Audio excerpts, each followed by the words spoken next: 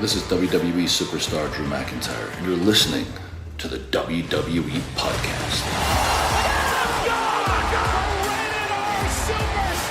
The champ is the one that everybody wants, me. It's going to WrestleMania. Claymore! Austin 316 says I just whipped your ass. This is my iron. You're going to acknowledge me. Hey guys, welcome to the WWE Podcast. It is Sunday, March 31st, the final day of March here in 2024, and it is WrestleMania week, officially WrestleMania week. Can you believe it? It's here. The road to WrestleMania concludes 1 week from right now as I record this. It's about 10 p.m. Eastern Standard Time, but in about, for all intents and purposes, 7 days, we will be talking about the conclusions of every match, all of our speculations, all of our predictions, all of the build. We'll find out. We'll find out who's right, who's wrong. We'll find out likely some turns and things we didn't see, some surprises. I think we're going to be looking at a hell of a WrestleMania. And since it's WrestleMania week, guys, we're going to be covering WrestleMania wall to wall. You're going to hear predictions throughout the entire week. Obviously, a massive preview and prediction show coming up this week, and you'll get to hear mine later in the week. And I'm interested to hear what your predictions are. I mean, we got a big mailbag coming up this coming week, Wednesday or Thursday, but then Thursday-ish, probably maybe Thursday or Friday at the very latest, Friday morning rather, we'll be dropping our official preview and prediction show, covering every single match in detail for night 1 and night 2. And then with this week being the 2-night event, we will have the night 1 review and a separate night 2 review. So it's going to be WrestleMania, everything, all week. For those of you in Philadelphia, if you're going, safe travels, enjoy yourselves. I think it's going to be a memorable couple of nights. I don't care which night you're going. I think both of them will be ones to remember. If I had to pick one night, I would go the second night. Even though The Rock is wrestling the first night, I think there's more to talk about on the second night. But before we get into the weekend review, it is WrestleMania week, which means you can get yourself a week for free, including the review shows for free, ad-free, because of the 7-day free trial we have on Apple Podcasts and on Patreon. And if you like us and want to stick with us, I'd encourage you to do so, because we run about 6 shows a week here on the WWE Podcast, and that means there are hundreds and hundreds of shows available to you with no ads whatsoever in any of the shows. So head on over to patreon.com/WWE Podcast, or check out Apple Podcast and go ad-free there as well, right on your podcast app. Last night I dropped a After Dark show, one that was, it had to do with wrestling, but I dove into some other topics that were not wrestling related, some controversial things, and it certainly is a hot topic these days, and I'll leave it at that. And you can check it out if you are on the NXT Plus and above tier on Patreon. It's available to you, or on Apple. It's available to you, those of you that are subscribers. So let's dive into this week in WWE. And let me talk about Jade Cargill first, because we finally get Jade Cargill coming to a brand, finding out where she's landing on a brand. And the storm is here. She's got a gimmick, at least on the surface. She certainly has an entrance. She certainly has a look. And she not only made her signing public this week with Nick Aldis, but she also got herself involved in a program with Damage Control, as predicted here, and I'm sure others did as well. But it makes sense that Jade is going to be involved in a 6-woman tag team match. I don't know if that's official yet, but let's be honest, it's official. It's official, as Adam Pearce would put it. They all pointed like robots at the WrestleMania sign, and we now have, although it's not official on paper, we have Bianca Belair, we have Naomi, and now we have Jade Cargill versus Damage Control's Kairi Sane, Asuka, and Dakota Kai. And of course, we have Bayley facing Io Sky for the WWE Women's Championship. Let me just say this. It's going to be a very bad night for Damage Control. A very bad, maybe couple of nights, depending on when those women compete. for those two matches. It's going to be a very bad WrestleMania for Damage Control. Bad. Because, here's the thing. Jade Cargill is going to get the victory. Just a matter of against who. I don't think it'll be pinning Asuka. It'll probably be pinning Dakota Kai or Kairi Sane. Probably Kairi Sane because they've given her nothing to say or do, so she's not going to be hurt by it because she's a pretty low level right now anyway in the eyes of fans, sadly. So I think Jade Cargill, early prediction, looks dominant and takes the victory home for her team. I don't know if anything after the match could happen, right? Maybe Bianca Belair attacks Jade and turns heel. Maybe Jade turns heel on Bianca. Maybe nothing happens. But it's going to be an interesting dynamic nonetheless. And yes, a lot of people are pointing out that it's the fact that there are three black women, right? Very strong, physically strong black women, right? And hey, it's true. I don't know the last time that there was a faction, if you want to call it that, or even just a team. They're not a faction. A team of this type of women, right? Three black women who are incredibly in shape, incredibly athletic. And that'll be something that'll be pointed out, right? And I think it should be mentioned, but here's the thing. I don't care what color you are, red, white, green, yellow, violet, doesn't matter to me. Because while that will become a focal point, and it is 2024, which means people focus on race and all that kind of stuff, my lens that I look through this at this through, which is how I look at all wrestlers through. I don't care whether you're a guy, a girl, black, white, whatever. To me, it's merit. To me, it's what did you accomplish? To me, it's how deep is your character? How good are you in the ring? The stuff that everyone should be measured by and measured by evenly.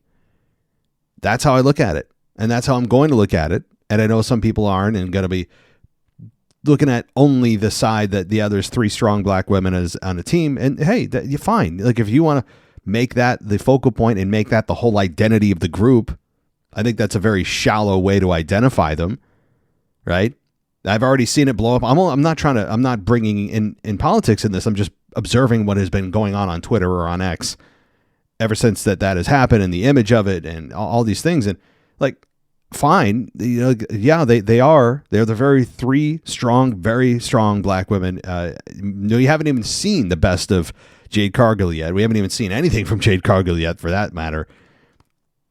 But to me, the identity should not be as shallow as the shade of your skin. Okay, it should be based on merit, as everything in every position and every judgment should be. It should be based on your ability and nothing else. Sorry. I know a lot of people might make a bigger deal than it is, but I actually think that's just to me, a slap in the face to those women to only look at it through that prism. Like, sure, you want to mention it, fine. It is an interesting fact and one that you don't see too often, right? Visually, it's different and I have no problem with it, but I want to dig beyond that. While some people stick on that and stay on that and make that their whole identity, I care about what they've accomplished and looking at their resume and what the future could hold and who could feud with who. That's how I look at this through. So I just wanted to put that out there. But it's going to be fun because you're going to look for tension between Jade and Bianca specifically.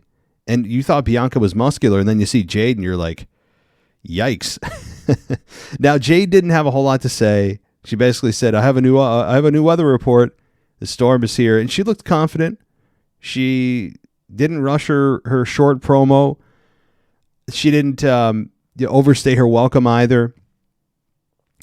And this bled a little bit into my After Dark last night where, Jade came out and just, I understand she wants to show off her physique. I get it. She does. She's very athletic. She's in incredible shape. And good for her. That's awesome. She is a physique among gods and goddesses, right? We understand that. But this, you can't tell me objectively to look at Jade and go, wow, can we back off the sexuality and actually, talk about what your credentials are to be here? Talk about what your mission is, maybe, instead of having, Bad News Barrett on commentary talk about how his jaw's on the floor and need to pick it up, and he can't stop staring at her, and try to make it respectful, saying, well, in the best way.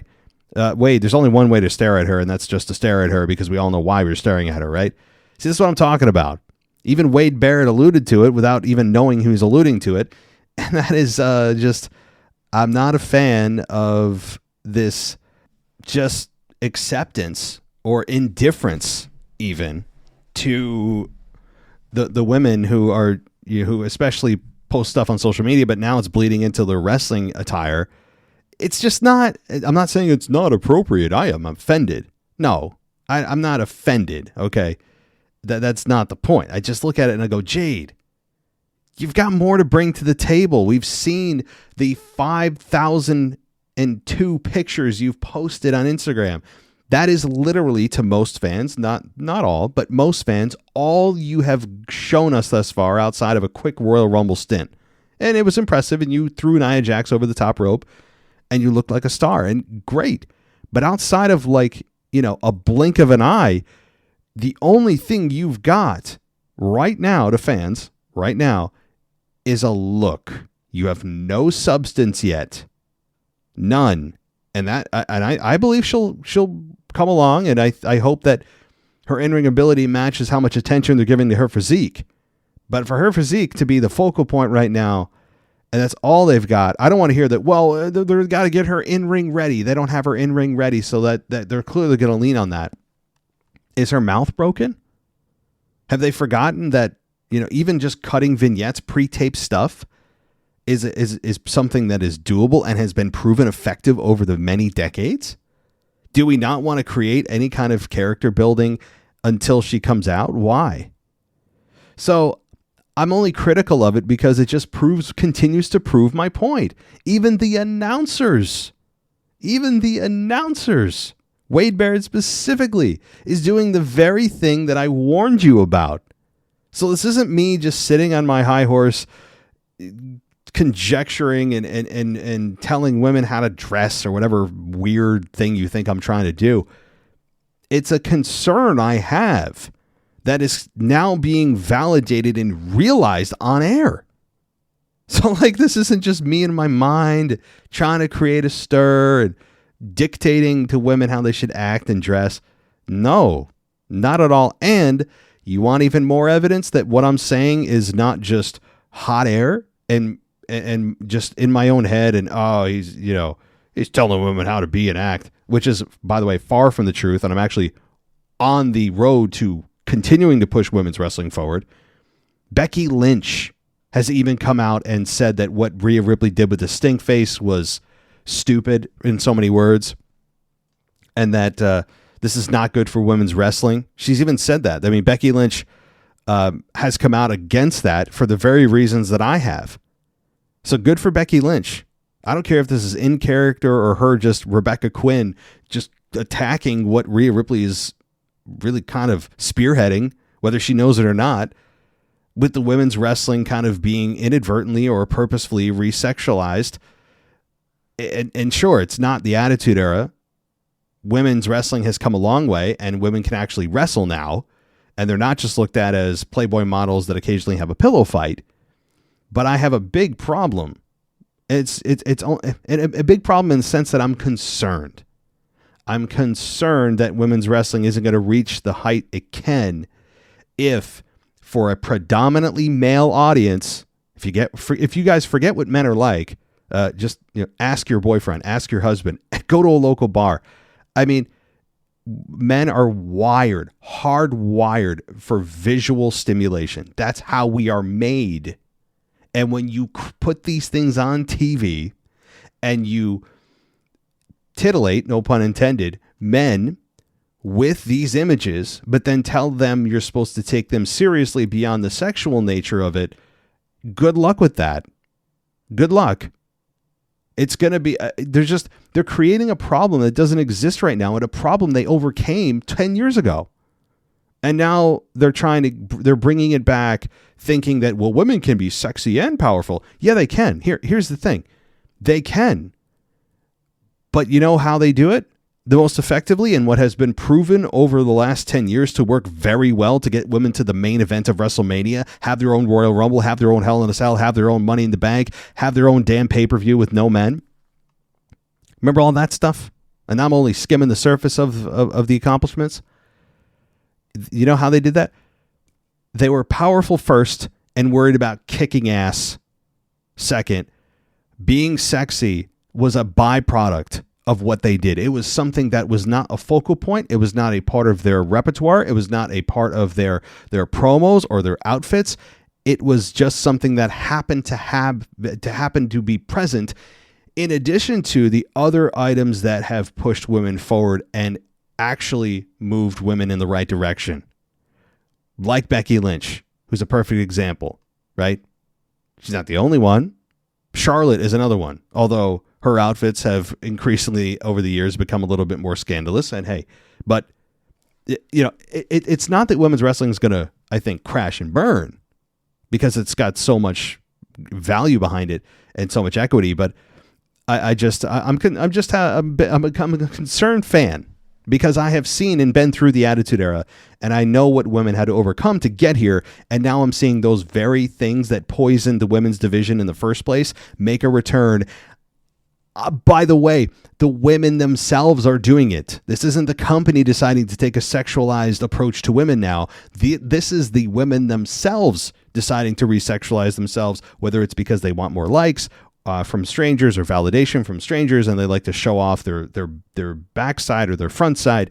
And then we're all supposed to not notice that, they're doing this for attention, but at the same time, we're supposed to ignore the fact that we're supposed, that we're supposed to take them seriously in the ring at the same time. It's just, I don't know. I mean, they do what they want. I've got nothing to gain, by the way, from this. I just want to see women's wrestling succeed. But okay, I'm going way off on a tangent. But I wanted to address it because of Jade this week, Becky Lynch's comments, which you can go read for yourself. So this isn't, again, you guys, just making it up. No one else cares. Really? No one else cares, except for the people in the company now starting to talk about it. Yeah, so yeah, I'm certainly the only one. All righty. But beyond that, I am excited, I have to say, for Jade and her debut to see what she can do. That's all. I'll leave it at that. All right, let's keep on rolling on here. There's a lot more to get to. And beyond that on SmackDown, it was nice to have a Rock, Roman, Seth, Cody free night. It really was, because it has been really overbearing at times. And it's not to say we can't, that we're done and sick of it, but it's nice to see what a show looks like without them on it and give the stars that benefited in a big way, like Karrion Kross and the Final Testament, the Street Profits and Bobby Lashley, just as an example, give them time to shine and see what they can do when Rock, Roman, Seth, and Cody isn't taking up 55 minutes a show. So it's nice to see what they can do, and we did get, I think, the perfect example of them maximizing their minutes. Now, does that mean that the Street Profits and the Final Testament are going to have a featured match at WrestleMania? I mean, I don't know if that's official, but I could see them at the very least on the pre-show. But let's get into it, as that's a long intro to the show. All right. We get Kevin Owens and Randy Orton versus Pretty Deadly, Kit Wilson and Elton Prince. And this match was quick. It was Pretty Deadly defeating Kevin Owens at just under 7 minutes. And Prince got the cover on Owens for the win. But here's what happened, okay? Because it wasn't just Prince outright beating Kevin Owens, of course. It was Elton Prince getting in the match. Owens landed a big lariat. He followed up with a DDT, covered for a near fall. Owens went up top, but he was interrupted by Kit Wilson. He fought him off and attempted a swanton, but Wilson got his knees up. Orton attacked Wilson on the floor and set him up to suplex him on the announce table. Prince interfered, and then the ref turned his back on Owens. Logan Paul appeared under the ring and KO'd Owens with a brass knuckle punch. See, that's the important part that we didn't talk about here. So those brass knucks make a beloved but also a hated return to take out Owens. And then after the match, Orton was not sure what happened, initially upset with Owens, and he was about to set up Paul for an RKO on the table, Pretty Deadly interfered, and then they threw Orton in the ring, but both of them got hit with a stunner and an RKO. Fine. I had no, this was a match that you would think was set up to make Orton and Owens look dominant, as Kit Wilson and Elton Prince have really done nothing other than just say, yeah, boy, and like one vignette here and there, and really do not much of anything when it comes to putting W's in the win column, right? So they got a victory, albeit a very tainted one. Fine. But really, this didn't hurt Owens because it's brass knucks. I think it furthered heat on Logan Paul, who scurried out of the arena in his sports car, and as Orton chased him down. So I think it was just an effective segment. I don't think anybody was hurt by this, really. I don't think anyone was massively helped. I think it's just WWE at this point ready to get to WrestleMania. I think they're ready. I think we are ready. They're ready. Let's go. There's only one more Raw and one more SmackDown. And it's going to be, I think, 2 hot shows. Because now after this, they know that there's no other chance to promote the show. This is it. So they're throwing everything at the wall to get you to subscribe to the network, subscribe to Peacock, or if you're out of the States, subscribe to the WWE network so that you are able to watch the show and, pay your fee to continue to watch WWE PLEs. And this is their big show, their big moment. These are going to be 2 massive shows. So this is it. But I know there's a lot of speculation, too, of Orton turning on Owens or Owens turning on Orton. And sure, that's possible. But I don't know if it's likely. I mean, both of them are solidly in the babyface camp. Neither of them feel stale right now. I think they've got more to offer. Both of them have a history of turning heel on a moment's notice, though, so there is a lot of evidence to show both of them turning on their opponents. I mean, my God, I'd like to know the totality of the number of turns, of heel turns, that both Kevin Owens and Randy Orton have had in their careers collectively. I mean, I would say probably 20 plus that they've turned heel, maybe, between the both of them. Maybe I'm exaggerating, but I mean, it's not Big Show level, but I think it's pretty substantial.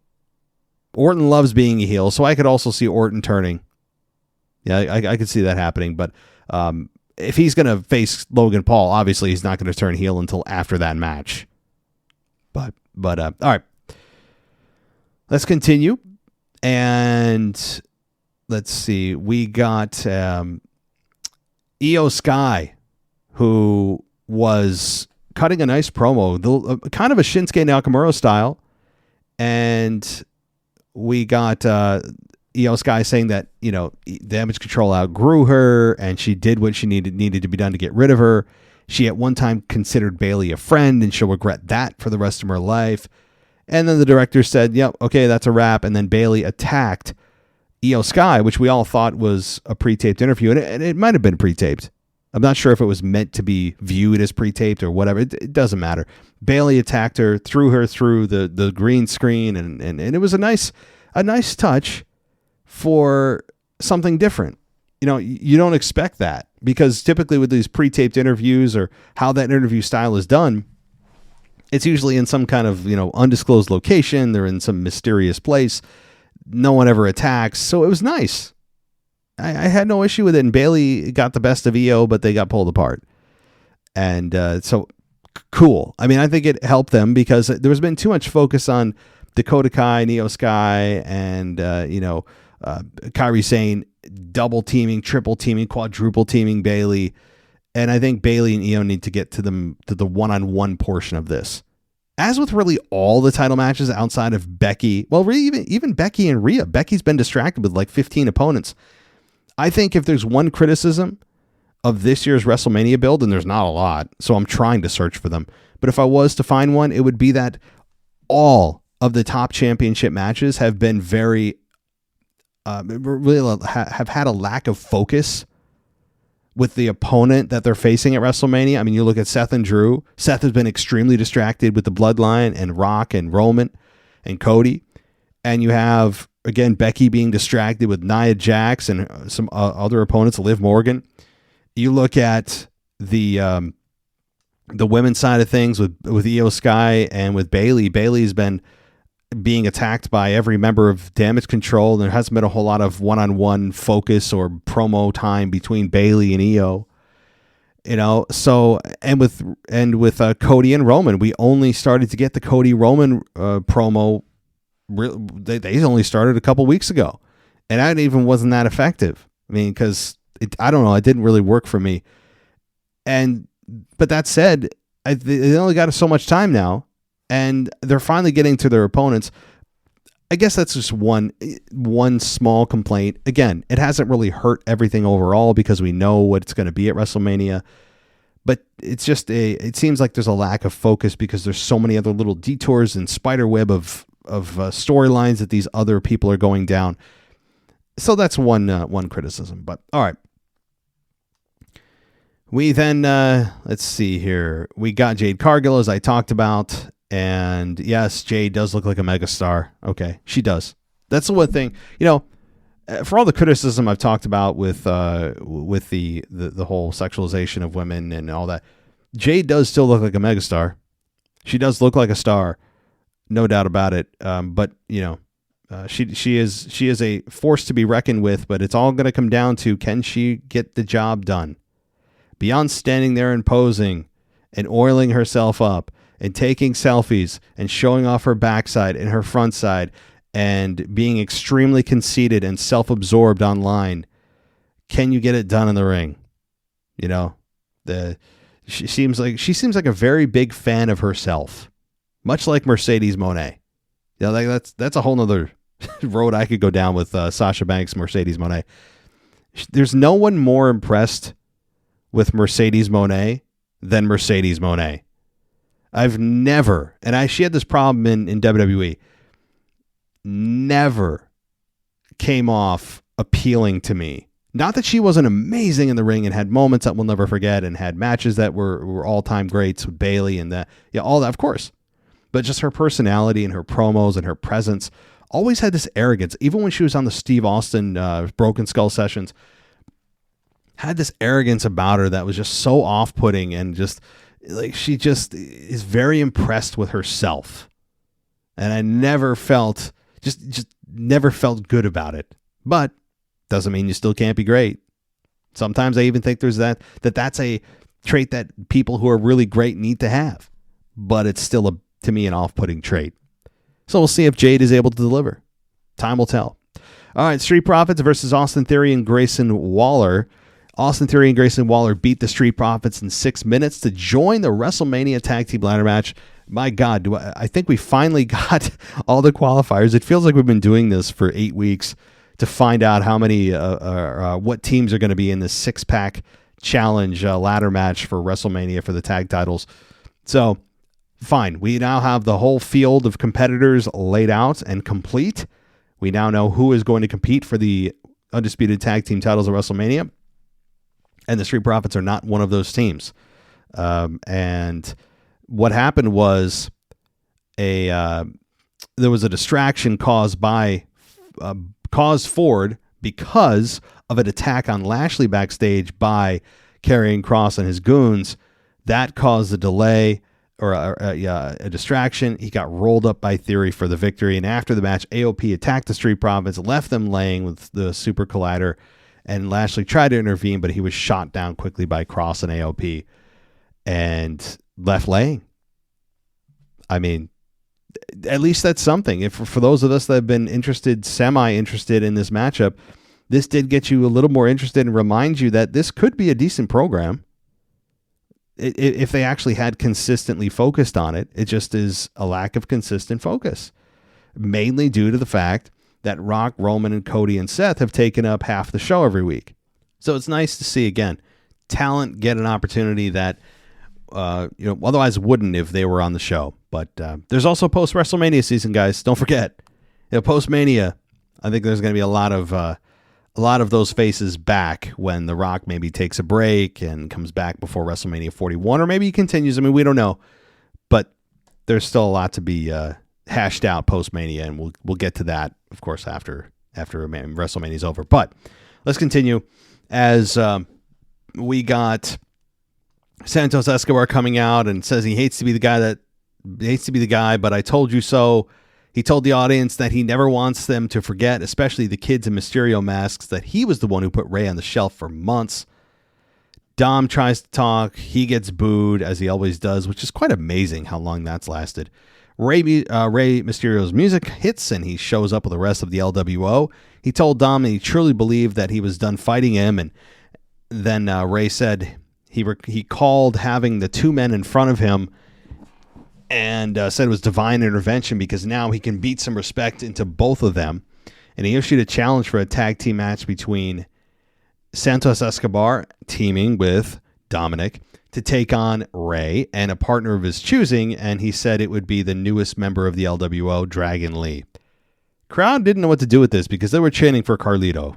And I think it should be Carlito, honestly, because Carlito's the one that had the program with Santos Escobar, not Dragon Lee. He only really recently entered the whole program. So I think from a star power perspective, I think absolutely it should be Carlito. And the fans were not booing Dragon Lee, just kind of like, huh, really? But you got two luchadors. Maybe Dragon Lee will turn on Rey Mysterio. Well, that's very possible as well. Get a Dragon Lee on Rey Mysterio match. But this ended up with a big brawl between the two factions. The LWO got the better of it and left Legado del Fantasma kind of collect themselves outside the ring. And let's see, we got New Catch Republic, Tyler Bate and Pete Dunne versus Angel and Humberto. This match was, let's see, I don't see a timestamp, but it ended with the New Catch Republic defeating Angel Garza and Humberto Carrillo to qualify for the WrestleMania Tag Team Ladder match. I forgot. Okay, there was one more. That's the final in the field. I knew that SmackDown completed the field as a whole, and they are the final team to get into the match. So the New Catch Republic are in the match, which they have a exactly negative 5% chance of winning it, but they're in it, and to have a match at WrestleMania is still a big deal. So,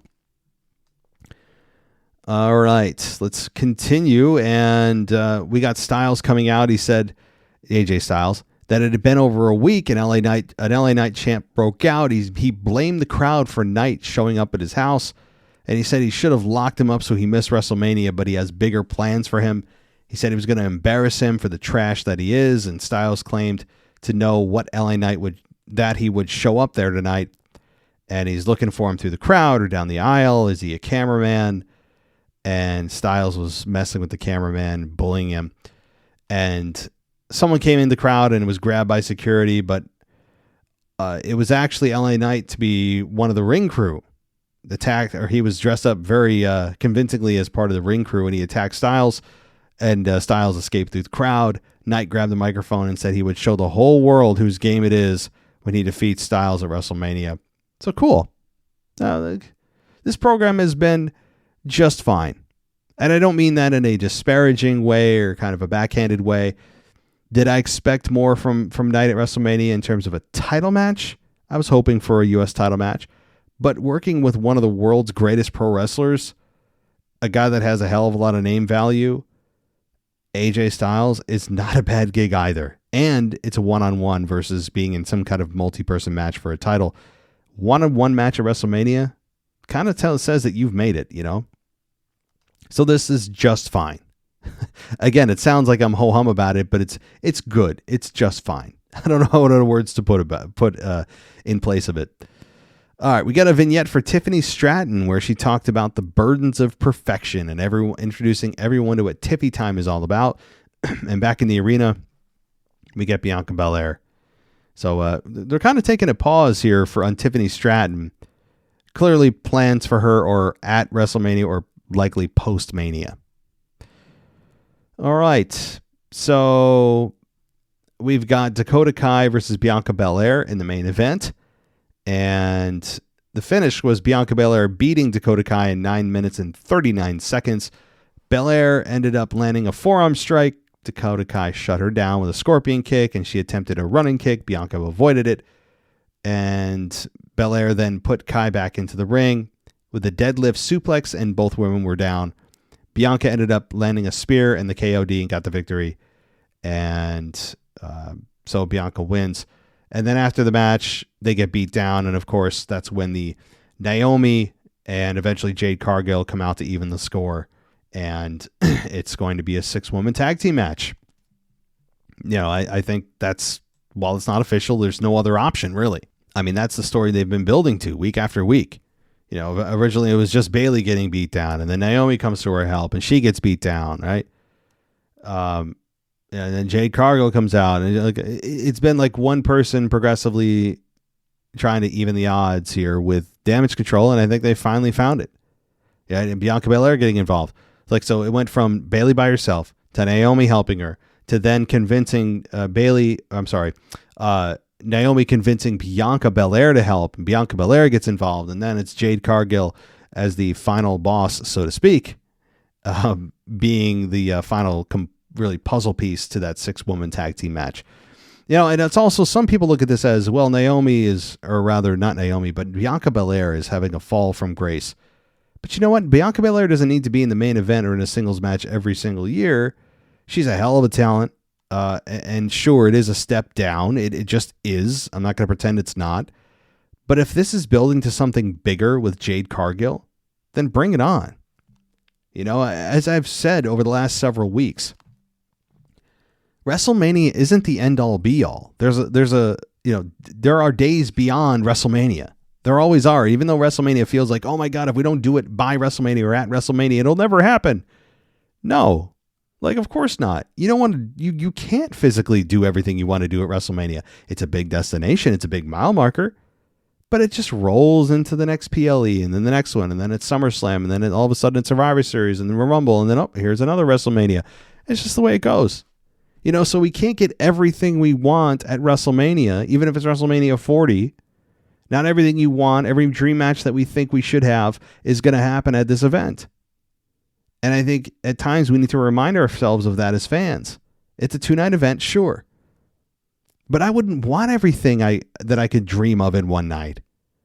As Vince McMahon has famously said, you always have that ace, and you have to have that ace in your back pocket. And I think that WrestleMania for Jade Cargill and for Bianca Belair and for maybe others that we don't see coming, it's going to be a setup for a future match. It's not just the end game for everyone and everything. WWE isn't going out of business. This isn't their final show. So I think it's just an important point that I'd like to stress as we get into and close to WrestleMania now. All right, so that was Raw. SmackDown.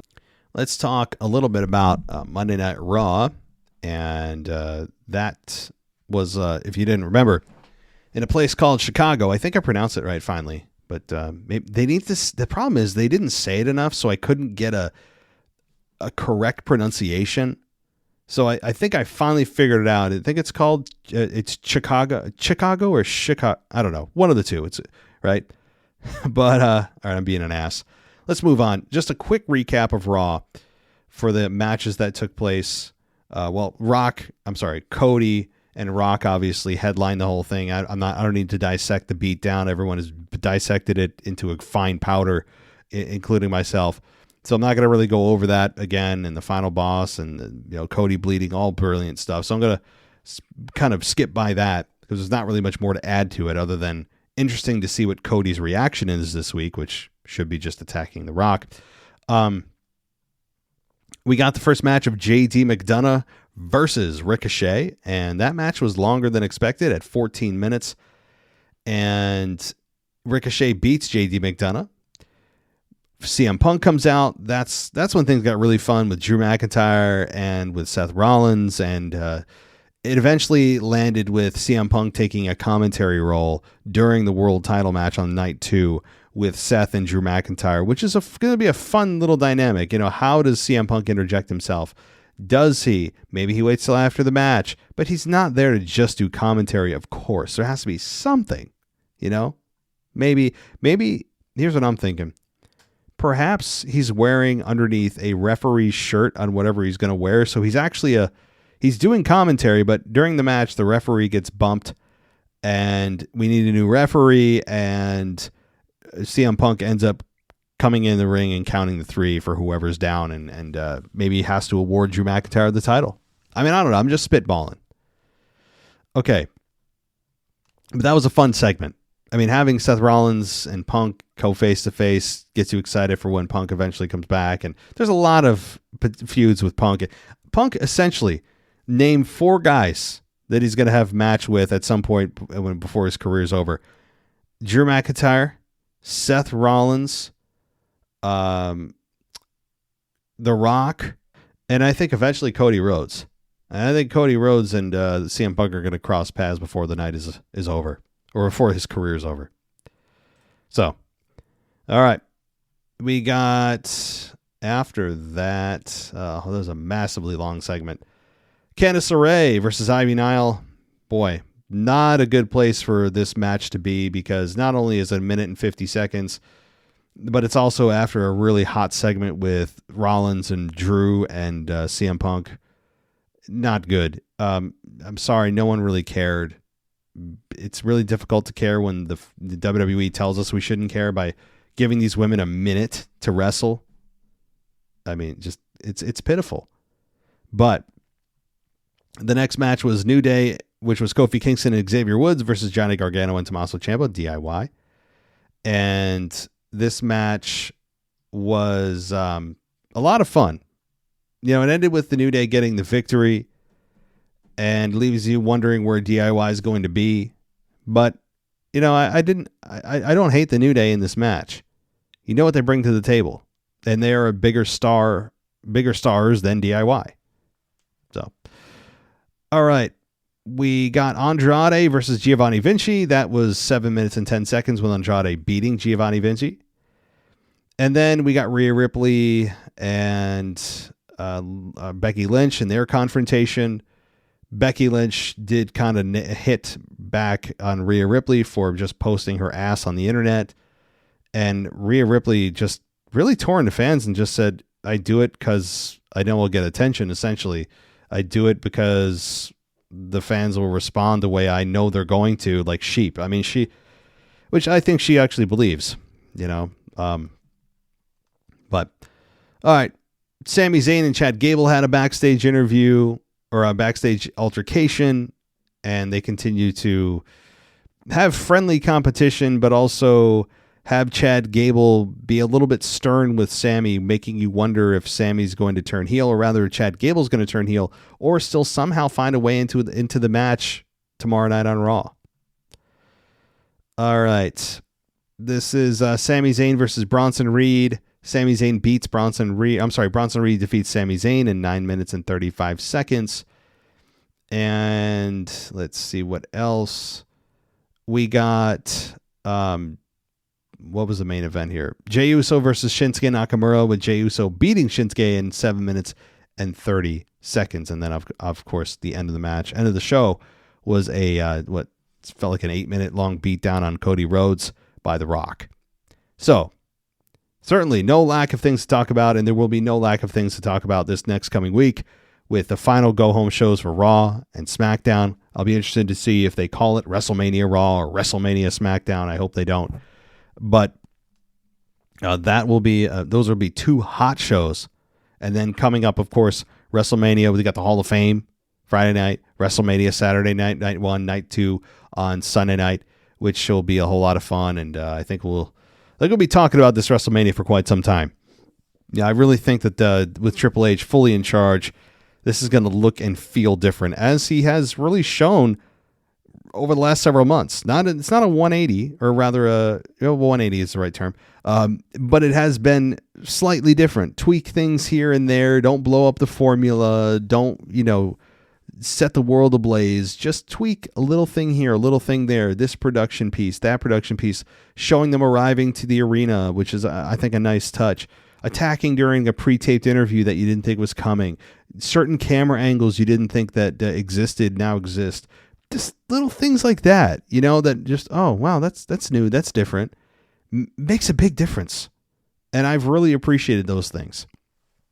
So that'll do it for me, guys, on this week in review. Again, if you want to go ad-free, patreon.com/WWE podcast is the place to go. You can also head on over to Apple and get yourself an ad-free experience over on Apple because, Lord knows, we don't like those commercials. So you can get rid of them very quickly and easily. 7-day free trial available to you on Apple and on Patreon. So consider joining us there.